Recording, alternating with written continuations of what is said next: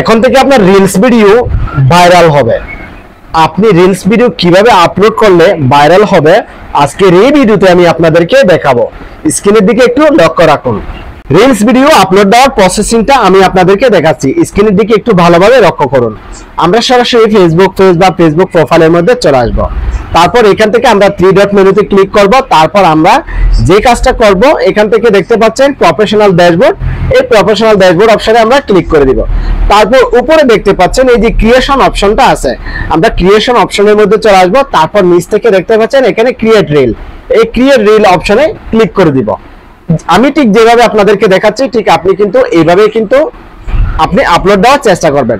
এখান থেকে আমি রিলস ভিডিওটা গ্যালারি থেকে নিয়ে আসব। ওকে, তারপর গ্যালারি থেকে নিয়ে আসার জন্য আমি এখানে দেখতে পাচ্ছেন একটা আইকন আছে, এখানে ক্লিক করে দিব। তারপর এখান থেকে আমার গ্যালারি থেকে যে ভিডিওটা আমি আপলোড দেব সেই ভিডিওটা এখান থেকে ক্লিক করে দিব। এখানে হচ্ছে আমার মূল কাজটা। আপনি এখানে দেখুন, এই যে এখানে যদি পাবলিক না থাকে অবশ্যই এখানে পাবলিক করে দিবেন। এখানে অনেকে কিন্তু ফ্রেন্ডস অফ ফ্রেন্ডস থাকে, তারপর অথবা ফ্রেন্ডস এক্সপোর্ট থাকে, এইভাবে থাকে, এখানে কিন্তু পাবলিক করে দিবেন। তারপর আরেকটা কাজ যেটা এখানে দেখতে পাচ্ছেন শেয়ার টু হিস্টোরি, এই হিস্টোরি এটা আপনার অফ থাকতে পারে, এটাকে আপনি জাস্ট এখান থেকে দেখতে পাচ্ছেন এখান থেকে অন করে দিবেন। ঠিক আছে, ইনেবল করে দিবেন, ইনেবল হিস্টোরি। ঠিক আছে, তারপর এটাকে আপনি সুন্দর করে এখানে তো অলওয়েজ দেওয়া থাকবে, এটা অলওয়েজ থাকবে এখানে দেখুন, অথবা এখানে দেখতে পাচ্ছেন শেয়ার অলওয়েজ, এটাকে অলওয়েজ দেওয়া থাকবে। তারপর এখান থেকে আমরা ব্যাকে দিব।